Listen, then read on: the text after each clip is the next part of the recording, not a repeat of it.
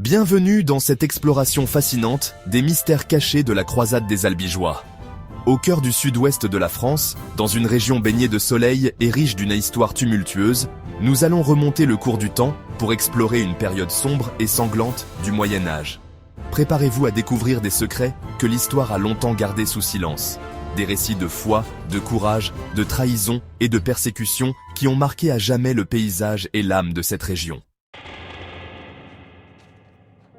Notre histoire commence au XIe siècle, dans une Europe chrétienne profondément divisée. C'est dans ce contexte fertile que germe une nouvelle doctrine religieuse, celle des cathares. Comme des fleurs sauvages s'épanouissant dans les fissures d'un mur imposant, les cathares, également connus sous le nom de bons chrétiens, s'élevaient contre la richesse et la corruption qu'ils percevaient au sein de l'Église catholique. Pour les cathares, le monde était le théâtre d'une lutte incessante entre le bien et le mal, entre l'esprit et la matière. Ils prônaient une vie de simplicité, d'austérité et de pureté spirituelle, rejetant les sacrements, la hiérarchie ecclésiastique et la résurrection de la chair. Leurs croyances, jugées hérétiques par l'Église catholique, se propagèrent rapidement dans le Languedoc, trouvant un écho favorable auprès de la population locale.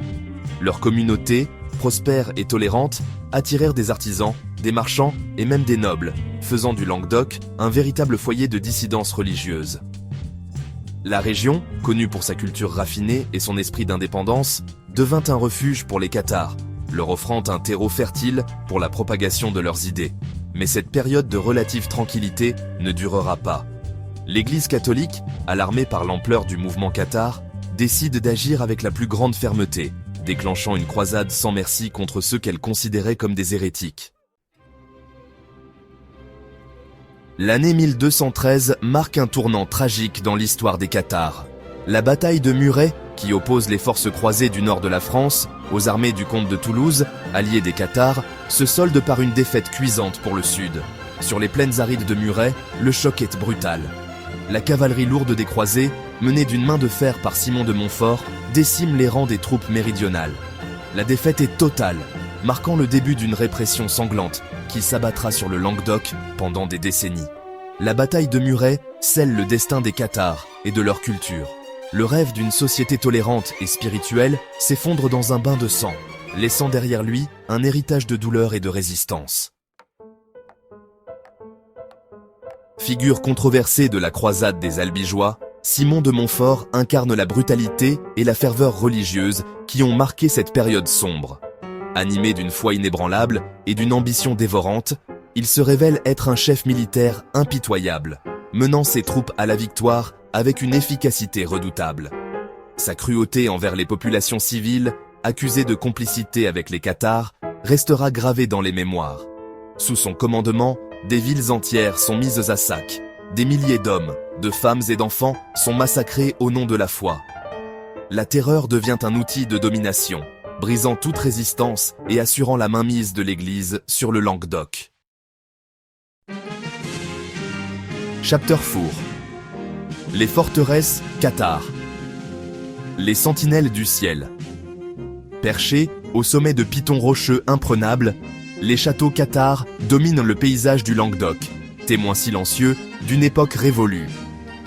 Ces forteresses inexpugnables, refuges imprenables pour les cathares persécutés, symbolisent leur résistance face à l'oppression.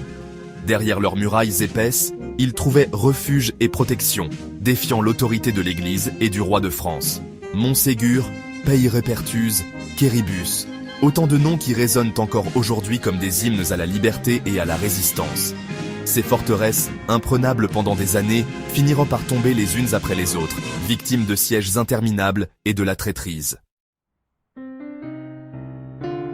Chapter 5. Le massacre de Béziers, l'ombre du fanatisme. Le 22 juillet 1209, la ville de Béziers, soupçonnée d'abriter des cathares, est prise d'assaut par les croisés. Ce qui suit est un des épisodes les plus sombres de la croisade des Albigeois. Au nom de Dieu, les soldats de la croix se livrent à un carnage indescriptible. Hommes, femmes, enfants, tous sont massacrés sans distinction. Les rues de la ville sont jonchées de cadavres, témoignages glaçants de la barbarie humaine. Le massacre de Béziers, loin d'éteindre la résistance cathare, la galvanise. Il devient un symbole de la cruauté des croisés, et renforce la détermination des Cathares à défendre leurs idéaux jusqu'à la mort. Chapter 6. L'Inquisition médiévale, la traque de l'hérésie. Pour éradiquer l'hérésie cathare, l'Église catholique met en place un nouvel instrument de répression, l'Inquisition. Composée de juges et de théologiens, elle est chargée de traquer les hérétiques et de les ramener dans le giron de l'Église, par la persuasion ou par la force.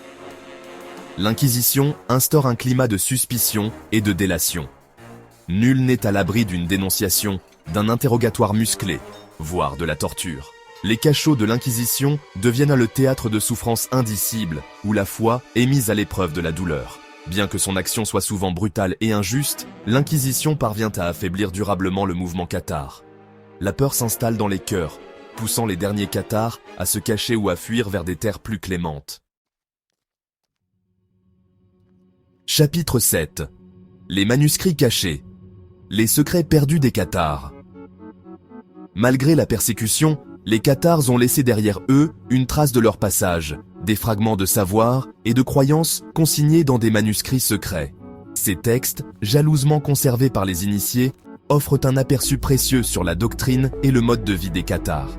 L'Évangile secret de Jean, le livre des 2 principes, le traité sur la prière. Autant d'ouvrages qui remettent en question la vision traditionnelle du christianisme et témoignent de la richesse intellectuelle du mouvement cathare. Ces manuscrits, retrouvés au fil des siècles dans des bibliothèques ou des collections privées, continuent de fasciner les chercheurs et d'alimenter les débats sur la véritable nature du catharisme. Chapitre 8. La fin de la croisade. Le crépuscule d'une époque. Après des décennies de conflits et de massacres, la croisade des Albigeois touche à sa fin au milieu du XIIIe siècle. Les derniers bastions cathares tombent les uns après les autres, anéantissant tout espoir de résistance. L'Inquisition poursuit son œuvre de répression, traquant sans relâche les derniers cathares et leurs sympathisants. Le bûcher devient le symbole tragique de cette fin de règne, consumant les corps et les espoirs d'un peuple vaincu. La croisade des Albigeois s'achève dans le sang et les larmes, laissant derrière elle un paysage dévasté et une société meurtrie.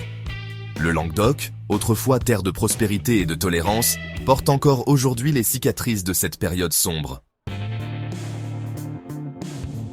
Chapitre 9. L'héritage des cathares. La flamme ravivée. Bien que les cathares aient été anéantis, leur histoire continue de fasciner et d'inspirer. Leurs idéaux de paix, de tolérance et de simplicité résonnent encore aujourd'hui avec force, nous invitant à réfléchir sur notre propre rapport à la spiritualité et à la justice. Leurs châteaux, perchés sur leurs éperons rocheux, attirent chaque année des milliers de visiteurs, témoins silencieux d'un passé douloureux mais fascinant. Leurs manuscrits, exhumés des oubliettes de l'histoire, nous invitent à repenser notre vision du christianisme et de ses multiples interprétations. L'héritage des cathares est un héritage complexe, fait de lumière et d'ombre, de résistance et de persécution. C'est un héritage qui nous rappelle la fragilité de la paix, l'importance de la tolérance et le pouvoir de la résistance face à l'oppression. Outreau, l'héritage durable des cathares. Merci d'avoir rejoint cette exploration des mystères de la croisade des Albigeois. Du fond des âges, les cathares nous lancent un appel à la réflexion, un appel à la tolérance et à la résistance face à toutes les formes d'oppression. Leur histoire, tragique et fascinante, nous rappelle que la liberté de conscience est un bien précieux, qu'il nous appartient de défendre sans relâche. N'oubliez pas de vous abonner pour plus de vidéos fascinantes sur l'histoire et les secrets du passé. Ensemble, continuons à explorer les mystères qui ont façonné notre monde.